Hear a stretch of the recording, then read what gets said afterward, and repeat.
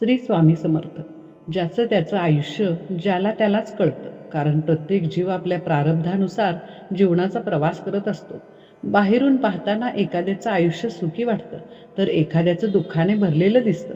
पण परमेश्वराच्या दृष्टीने प्रत्येकाला त्याच्या कर्मानुसार अनुभव मिळत असतो. म्हणूनच संत सांगतात की दुसऱ्याच्या आयुष्याचा न्याय करण्याऐवजी विवेकबुद्धीने स्वतःच्या जीवनाकडे पाहावं.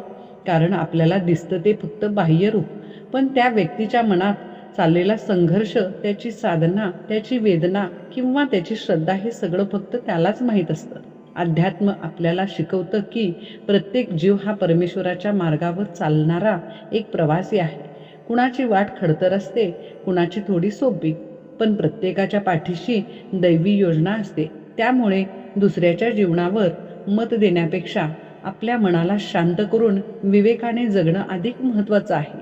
जेव्हा माणूस या दृष्टिकोन स्वीकारतो, तेव्हा त्याला कळतं की जीवनात जे काही घडतं ते फक्त योगायोग नसतो, तर तो आत्म्याच्या प्रवासातील एक आवश्यक टप्पा असतो. म्हणूनच समजूतदारपणे जगावं, नम्रतेने वागावं आणि प्रत्येकाच्या वाटचालीचा आदर करावा.